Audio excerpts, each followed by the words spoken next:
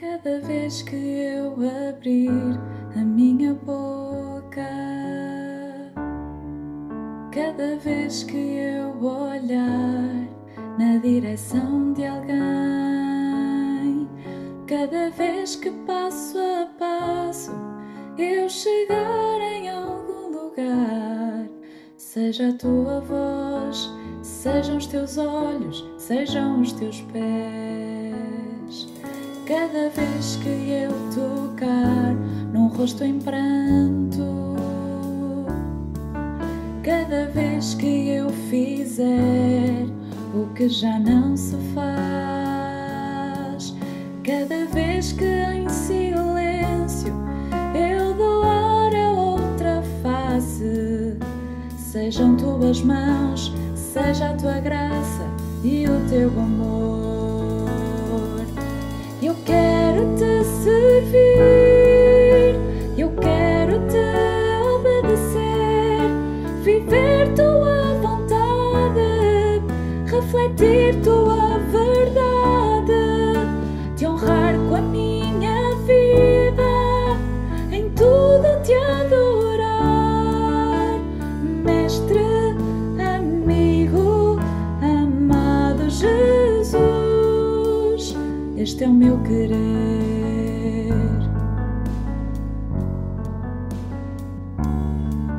Cada vez que eu tocar num ombro amigo,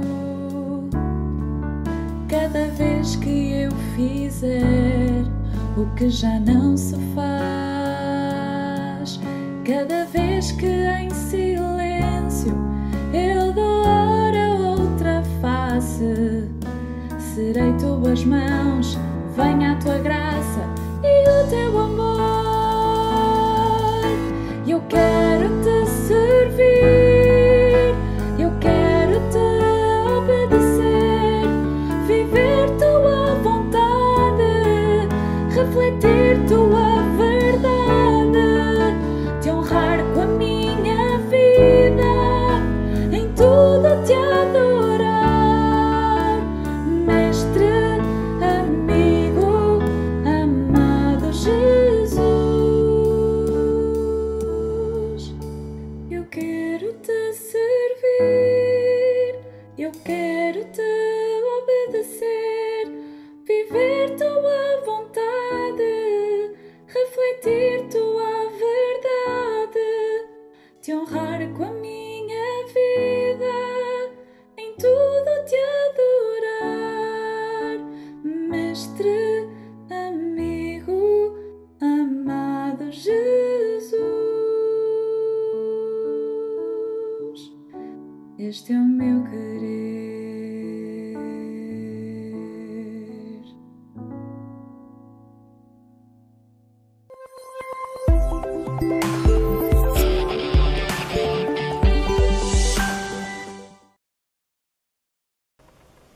Olá campistas, sejam muito bem-vindos ao eCamp da Jota 2020. Para aqueles que se inscreveram, aproveitem as vossas brochuras para acompanhar com as letras e as cifras o louvor dos cultos desses próximos dias. Esperamos que todo o programa que nós temos preparado para vocês possa vos inspirar e vos abençoar e que a mensagem que Deus tem para vocês nesta semana possa fazer diferença nas vossas vidas e nos vossos relacionamentos.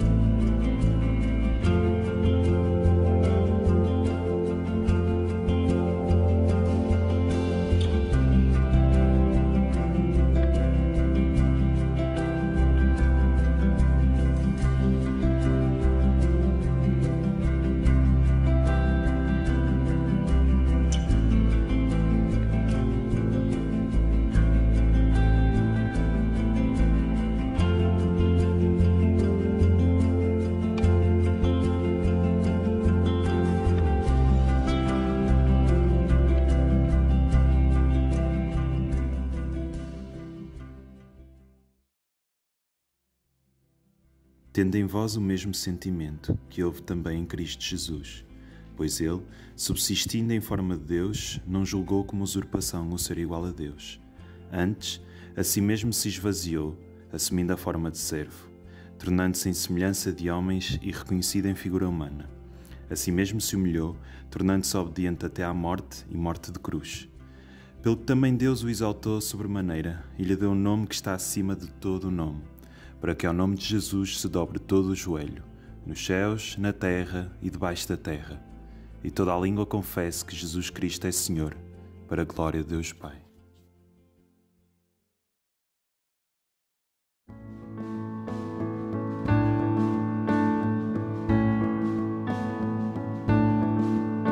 Louvai, glorificai a Deus de Cristo eterno Pai, em Cristo do céu verteu suas bênçãos sobre nós, sem manchas, puros em sua luz, nos destinou a ser seus filhos adotados, sim, pelo sangue de Jesus.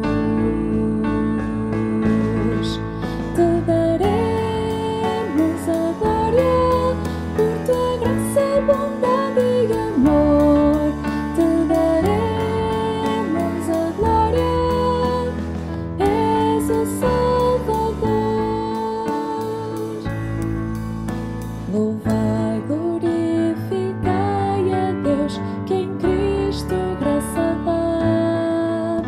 Lavadas nossas culpas são, na cruz nos redimiu.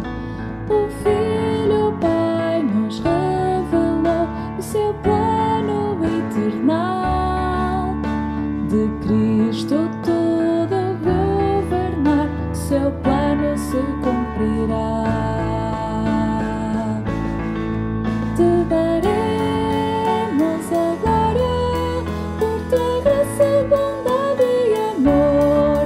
Te daremos a glória, és o Salvador.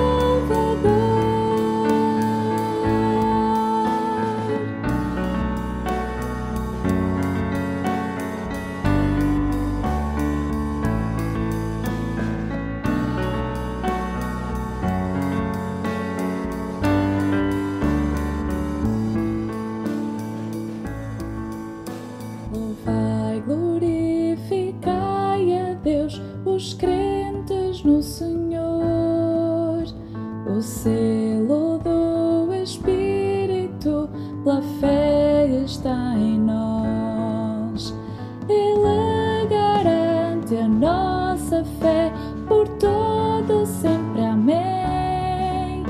Nos uniremos a louvar o nosso Trino Deus. Te daremos a glória por tua graça, bondade e amor. Te daremos a glória, és o Salvador. Te daremos a glória por tua graça, bondade e amor. Te daremos a glória, és o Salvador.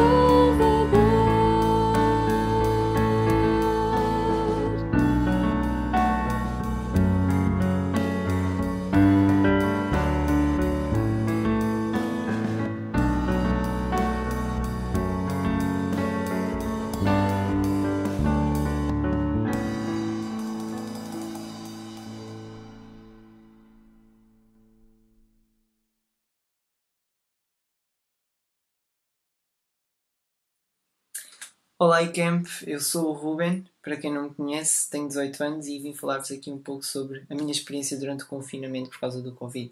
Então, todos estamos fartos de ouvir e sabemos que foram tempos complicados, desafiadores.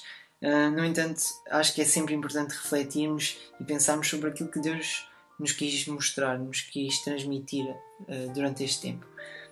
Então, no início para mim foi muito complicado, muito cansativo também. eu sou uma pessoa que gosta muito de andar na rua, não gosta de ficar em casa, e por isso foi mesmo cansativo, e até porque tinha muito tempo disponível, e isso fez-me desorganizar um pouco a minha vida e também o meu relacionamento com Deus. Durante muitos dias eu fui percebendo que fui deixando de orar, fui deixando de ter o meu tempo a sós com Deus, e graças a Deus tive um grupo de amigos que se juntou, e todos os dias fazíamos uma videochamada para lermos um pouco da palavra, discutirmos e aprendermos de facto com ela, e isso foi muito encorajador para mim, porque de facto voltou-me a ajudar a focar na minha intimidade com Deus. Lembro-me também de haver muita gente com muito medo desta doença, ainda há, mas naquele tempo em que a doença estava a aumentar, lembro de haver muita gente com medo, e penso que, tal como é agora, naquele momento foi um tempo de uma grande oportunidade de mostrarmos a nossa fé, de conseguirmos mostrar o poder de Deus nas nossas vidas, e eu fiz isso sempre mostrando aos meus colegas, por exemplo, que de facto eu tinha segurança de que Deus estava no controle, de que Deus sabia o que era melhor para mim, e de que se Ele quisesse me levar a mim ou a algum familiar meu, a algum querido meu, eu estava tranquilo nas mãos de Deus, e foi essa principalmente a mensagem que eu passei. Mas penso que Deus quis nos mostrar também que há uma grande urgência de pregarmos o Evangelho a estas pessoas, e o Covid com certeza é uma grande oportunidade para isso. Nós percebemos que de um dia para o outro, com esta doença, nós ficámos fechados em casa e ficámos restringidos da comunhão uns com os outros, e nos amarmos uns aos outros também fisicamente, que é também uma das maiores características da Igreja, não é? E nesse sentido foi muito desafiador, e eu pelo menos tive que buscar a Deus, pedindo oportunidades para conseguir pregar o Evangelho aos meus colegas, e de facto Deus deu-me uma grande oportunidade de pregar o Evangelho a uma colega minha que passou por momentos muito difíceis, não só durante o confinamento como antes também, e creio mesmo que Deus nos está a fazer reavaliar as nossas prioridades, e por isso o meu desafio para ti que estás a ver este vídeo é que tu de facto olhes à tua volta e percebas que há pessoas que necessitam de Jesus, e desafio-te mesmo, dobra o teu joelho, ora a Deus pedindo oportunidades para pregares o Evangelho, e ser intencional na forma como tu falas àqueles com que tu relacionas no dia a dia. É isto, pessoal.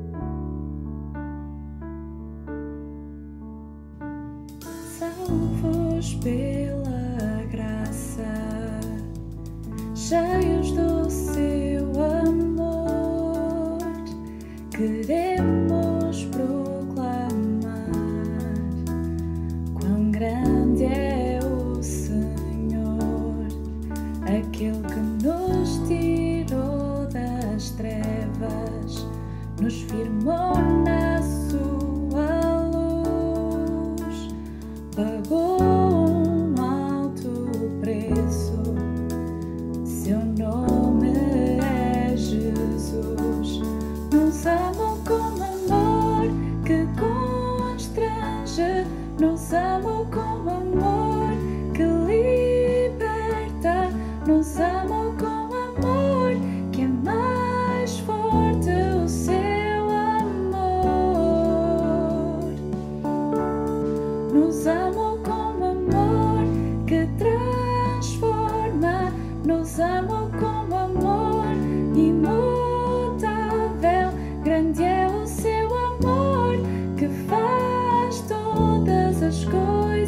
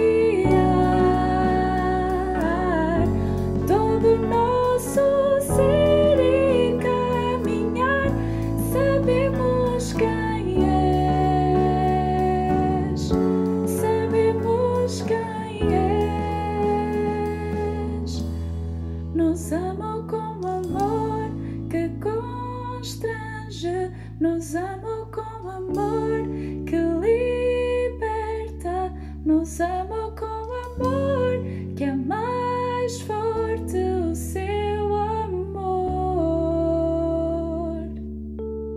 Nos amou com amor que transforma, nos amou com amor imutável. Grande é o seu amor que faz todas as coisas novas. Não iremos calar o louvor que puseste em nós. Sabemos quem és, sabemos quem és, iremos confiar todo o nosso ser e caminhar. Sabemos quem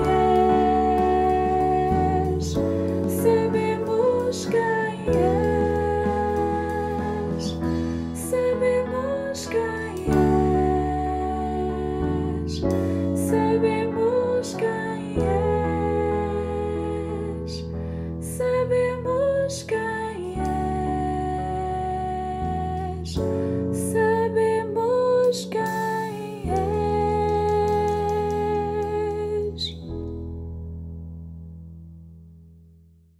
Muito boa noite, então, meus caros campistas virtuais. Mesmo que virtualmente nós podemos ter esse contato, o que é muito bom.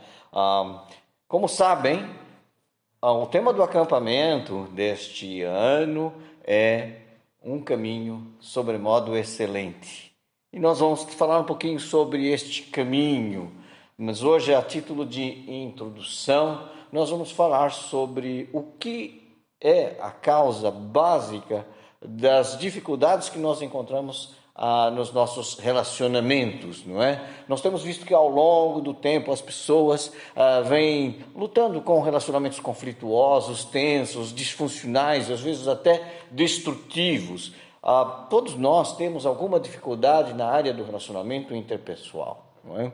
Mas, apesar de todo o avanço da ciência, da civilização, as relações interpessoais têm dificuldades de se manter estáveis, saudáveis e equilibradas. E não só as relações interpessoais, mas as relações entre as nações, entre as culturas também, entre as etnias também. Então, qual é a gênese desse problema de relacionamento? Será que houve algum tempo na história em que houve paz, harmonia, bom relacionamento entre as pessoas? Sim, sem dúvida nenhuma. E de uma certa forma, houve um tempo em que o homem se relacionava bem com o seu semelhante, porque também se relacionava bem com o seu Criador, com o nosso Deus. Esse é um tempo do qual, de alguma maneira, todos nós temos saudades. Não é? Saudade de um tempo, ou de um paraíso que se perdeu, paraíso que simbolizava exatamente um relacionamento fraterno, de amor, baseado na verdade e na transparência. Isso se perdeu. E isso se perdeu por uma coisa chamada pecado, não é? O que é o pecado, afinal de contas? A definição mais atual e que eu creio que se encaixa na definição do pecado, que é bem pensada, foi dita por Bill Bright, o autor daqueles quatro pontos. Ele diz, numa certa altura daquele pequeno livreto, que o pecado é um estado de rebelião ativa ou de indiferença passiva do homem em relação a Deus. Ou seja, ou nós estamos ativamente rebeldes em relação à vontade de Deus, ou realmente somos totalmente indiferentes em relação a Ele. Esse é o estado do pecado. Mas quando é que isto começou? Havia um momento em que o pecado não fazia parte da nossa história e então nosso relacionamento com Deus era bom, era harmonioso, era uma comunhão gostosa. O que aconteceu? O homem pecou, não é? Você conhece essa história, está lá em Gênesis capítulo 3, no início da nossa Bíblia, não é? Diz o texto que no fim do capítulo 2, para você ver como o relacionamento era tão bom, no fim do capítulo 2, verso 25, diz que o homem e a mulher, ora, um e o outro, homem e a sua mulher, estavam nus e não se envergonhavam. Isso quer dizer que havia perfeita transparência, ninguém tinha nada para esconder e estava tudo bem. Mas começa o capítulo 3 de Gênesis, mas esse mas realmente veio para alterar este sentimento de transparência, essa realidade, não é? A serpente, mais sagaz que todos os animais selváticos que o Senhor tinha feito, disse à mulher. E a serpente, meus queridos, é a personificação de Satanás aqui, não é? É Satanás que está aqui na forma de uma serpente, a falar pela serpente, não é? Através da serpente. Disse a mulher, é assim que Deus disse, não comereis de toda a árvore do jardim? Respondeu-lhe a mulher, do fruto das árvores do jardim podemos comer, não é? Mas do fruto da árvore que está no meio do jardim, disse Deus, dele não comereis, nem tocareis nele, para que não morrais. Ou seja, Deus disse assim, não comam deste fruto, não é? Porque o dia que vocês comerem, vocês vão morrer. Olha, mas por que então que Deus proibiu? Sabe que às vezes nós colocamos limites, por exemplo, para os nossos filhos. Nós dizemos, por exemplo, em relação a uma tomada, não toques naquilo. Mas a criança, por que não posso tocar? É porque se tocares naquilo, podes levar um choque, ser eletrocutado, não é? Então, por que os pais dizem isso para as crianças? Porque não gostam delas? Não, porque as amam e querem protegê-las. Deus queria proteger o homem de si próprio, não é? Do homem se tornar conhecedor de coisas que iam ser a sua própria ruína. Eles não estavam prontos para isso. Então diz assim, olha, no dia que você comer da árvore do conhecimento do bem e do mal, você morre. E então aí vem a primeira coisa que eu acho que é tão problemático. O que a mulher disse para a serpente? É certo que não morrereis. Você acredita nisso, não é? Sabe, uma das coisas que eu vejo que nos leva a cair é que o inimigo, o diabo, sempre minimiza as consequências do pecado, não é? A Bíblia diz que o salário do pecado é a morte. Mas como entender isso, não é? Nós vamos caminhar. E sabe o que disse a serpente? Não disse só que não iam morrer, mas disse mais. Disse, porque Deus sabe que no dia em que dele comerdes, se vos abrirão os olhos e como Deus sereis conhecedores do bem e do mal. Primeiro ele questiona a verdade que Deus tinha dito. Olha, se comer, a consequência é a morte. E em segundo lugar, questiona o amor. Olha, se Deus ama tanto, por que ele não quer que você coma? É porque Deus não quer que você tenha tantos poderes quanto ele. Quer dizer, Deus não é tão bonzinho quanto parece, Deus não te ama tanto quanto ele diz que ama. Você já viu que para nós nos relacionarmos bem, para confiarmos em alguém, essa pessoa tem que estar baseada na verdade. E a outra coisa que é base para um relacionamento, e é o caminho dos bons relacionamentos, é o amor. Só que aqui o inimigo questiona exatamente a verdade e o amor. Por quê? Porque trazendo o pecado ele vai minar o relacionamento de Deus com o homem, ou do homem com Deus. Mas aí o que aconteceu? Vendo a mulher que a árvore era boa para se comer, o que lá em 1 de João diz concupiscência da carne, agradável aos olhos, concupiscência dos olhos, e árvore desejável para dar entendimento, não é?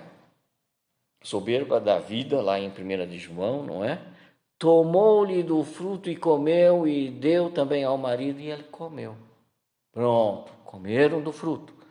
Caíram mortos de repente? Não literalmente, mas quero dizer, algo morreu ali, naquele ato.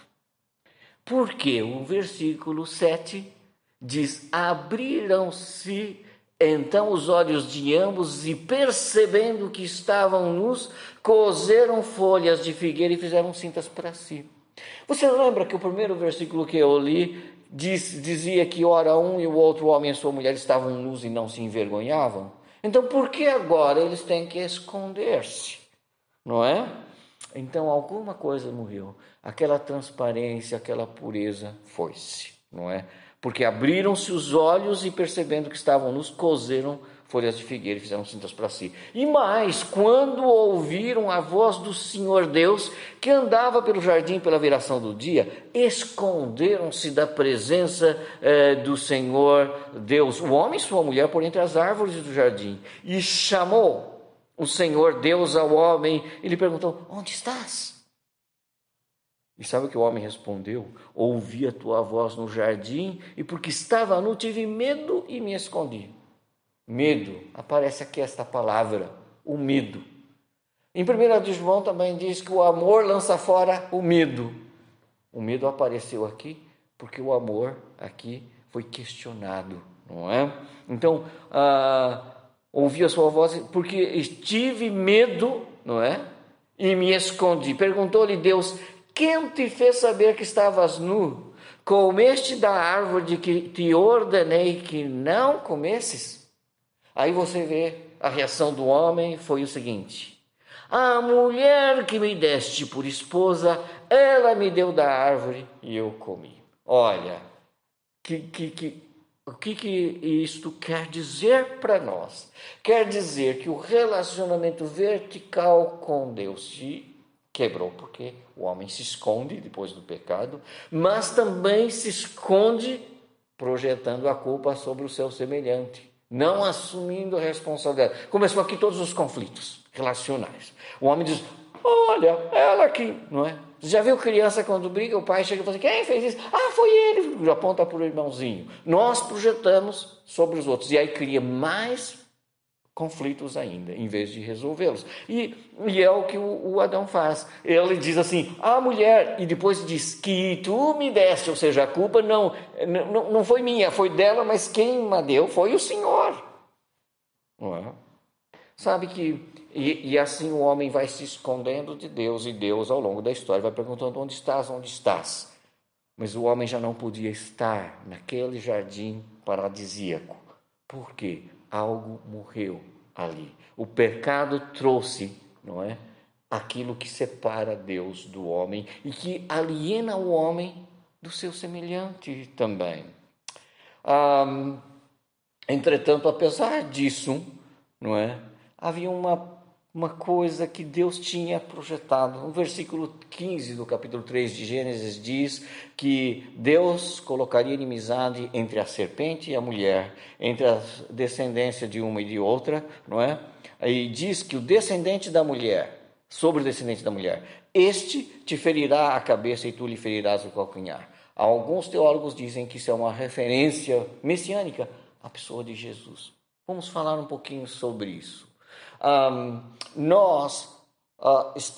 O homem, a partir do pecado, ficou separado, alienado de Deus, porque o pecado se constituiu uma barreira entre Deus Santo e o homem pecador. E o homem, então, ao longo da história, tem feito várias tentativas para chegar até Deus. Através da filosofia, através das ideologias, das religiões, através de uma moral elevada, mas isso tudo não realmente é suficiente para chegar a ter comunhão com Deus Santo. O pecado ainda constitui-se numa barreira que separa o homem de Deus. Mas Deus ama o homem. Deus ama o pecador, mas Ele não ama o pecado. Como dar cabo do pecado? O homem por si só não consegue. Então, Deus fez um plano maravilhoso. E um plano que expressa o grande amor de Deus por nós, mesmo que nós tenhamos pecado. Este plano se resume naquele versículo que todos sabem de memória. Porque Deus amou ao mundo de tal maneira que deu o seu Filho unigênito para que todo o que nele crê não pereça, mas tenha a vida eterna. Aquela vida que nós perdemos por causa do pecado nos é dada pelo Filho de Deus. Ou seja, nós não pudemos chegar até Deus, mas Deus veio até nós na pessoa de Jesus Cristo. Ele encarnou, o seu Filho encarnou e se tornou homem como nós. Agora, qual era o propósito? O propósito é que Jesus, pela sua morte, pagasse a pena pelo meu pecado, não é? Então, o que eu posso fazer ou eu não posso fazer? Na verdade, Ele que fez. Mas como eu posso, então, voltar a ter o relacionamento com Deus? Eu tenho que aceitar que aquilo que Jesus Cristo fez na cruz foi no meu lugar e foi para mim. E posso aceitar que Ele morreu para me dar vida. E uma prova disso é que Ele não ficou morto, Ele ressuscitou e, portanto, Ele pode dar vida e vida eterna. A todos aqueles que arrependidos colocarem a fé em Jesus e o aceitarem como seu único e suficiente Salvador, então ele recebe a vida que foi perdida lá no primeiro episódio, não é? Então, meus queridos, esse relacionamento com Deus é religado, é reatado, é restaurado quando nós colocamos a fé no que Jesus Cristo fez em nosso lugar. Então, se eu tenho esse relacionamento com Deus religado e restaurado, e essa alienação de Deus é quebrada, então isso possibilita que eu tenha um relacionamento horizontal também restaurado. Agora, qual é a base do relacionamento? Qual é o caminho? Qual é a base para esse relacionamento com Deus? É o amor. É o amor de Deus. Nós o amamos porque Ele nos amou primeiro. Nunca questione e nunca duvide do amor de Deus. Há um texto em Romanos 5,8 que diz: mas Deus prova o seu próprio amor para conosco, pelo facto de ter Cristo morrido por nós, sendo nós ainda pecadores. Não é? Quando nós ainda estávamos indiferentes, quando nós ainda estávamos em rebelião, Ele morreu por nós. Por quê? Porque nos ama. Não é? Porque realmente Ele quer ter um relacionamento de amor com aqueles que Ele chama para si. Então, a minha pergunta é: como é que está o seu relacionamento com Deus? Você já tem a convicção de que Deus te ama e que tem um plano para a sua vida? Você já tem aceite que Jesus Cristo morreu para ser o seu Salvador? Você já o recebeu? É porque isto é base para a restauração do relacionamento com Deus. E será base para a restauração dos relacionamentos verticais com o nosso semelhante também. Agora, qual é o tema do nosso acampamento? Nosso acampamento é um caminho sobremodo excelente. Esse caminho é o amor de Deus. Então, se Deus se relaciona conosco na base do amor, Ele propõe que nos relacionemos uns com os outros também nesse caminho excelente do amor.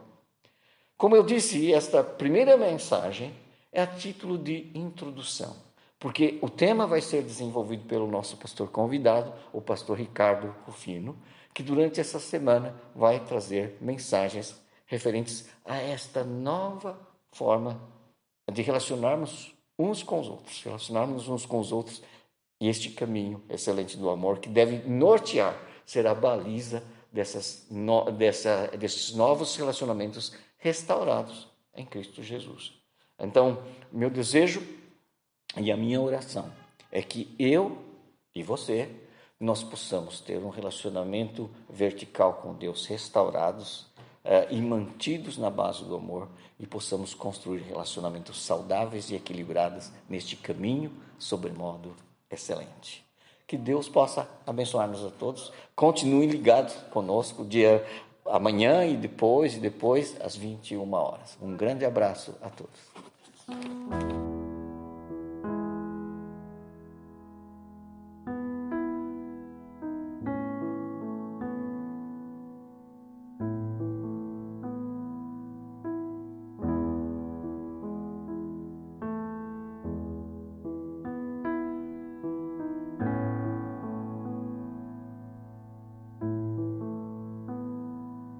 Se o cego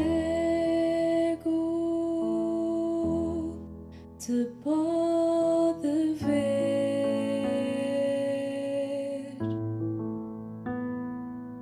e o surdo te pode ouvir, que te ouça eu que te veja, Deus.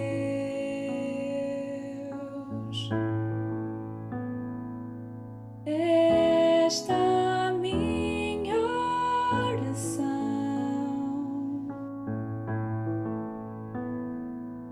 Esta é a minha oração.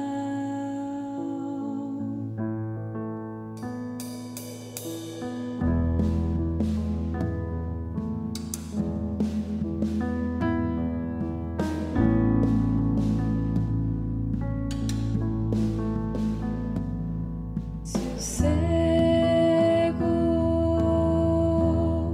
te pode ver e o surdo te pode ouvir,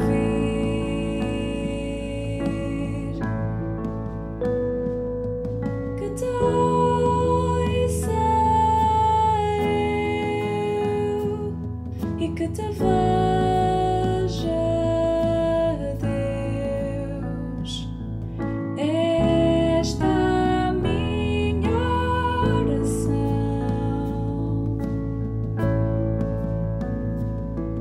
Esta é a minha oração.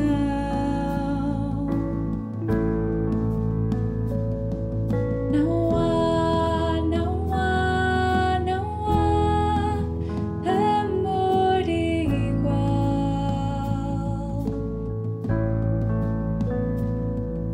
Não há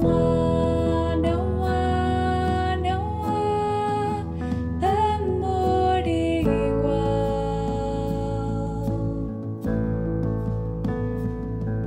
Não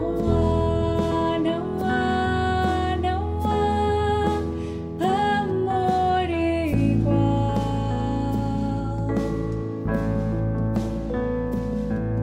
Não há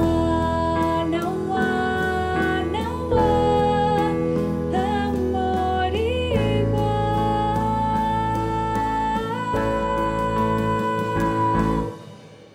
Me deste vida quando morto estava. Tu me escolheste quando nada era. Tu te importaste quando eu não me importava, pois teu amor é inigualável. Me deste vida quando morto estava. Tu me escolheste quando nada era. Tu te importaste quando eu não me importava, pois teu amor é inigualável. Não há amor igual.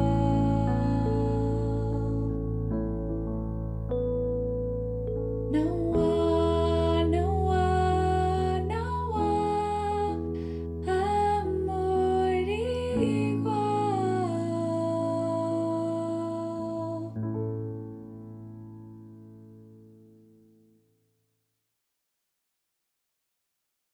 Deus, obrigada por o que podemos ouvir do pastor, pela tua palavra e podemos aprender cada vez mais de ti. Quero-te agradecer pelo teu amor, o teu amor incondicional, tu que nos amaste primeiro, sem nós termos feito nada para merecer. Quero-te agradecer porque esse amor não muda e porque estás sempre a cuidar de nós, a orientar-nos.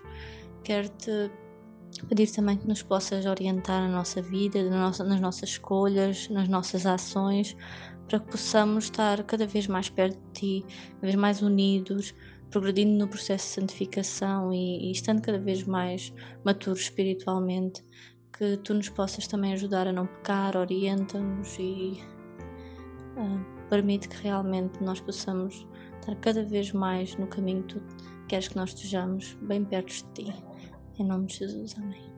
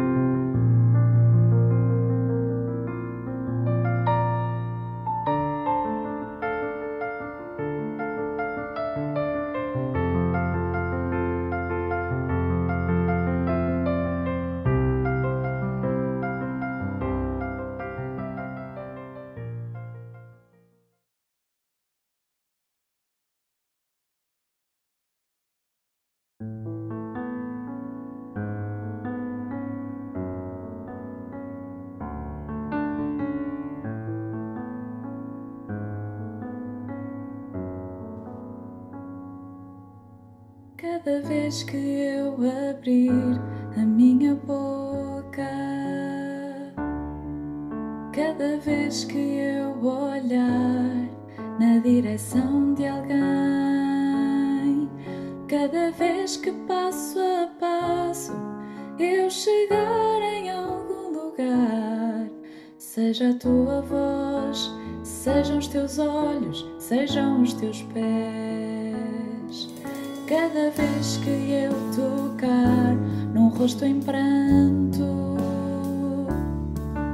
cada vez que eu fizer o que já não se faz, cada vez que em silêncio eu doar a outra face, sejam tuas mãos, seja a tua graça e o teu amor. Eu quero te servir, eu quero te obedecer, viver tua vontade, refletir tua verdade, te honrar com a minha vida, em tudo te adorar, Mestre, amigo, amado Jesus, este é o meu querer.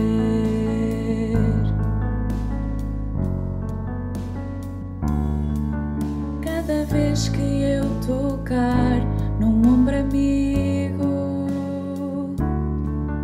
cada vez que eu fizer o que já não se faz, cada vez que em silêncio eu doar a outra face, serei tuas mãos, venha a tua graça e o teu amor.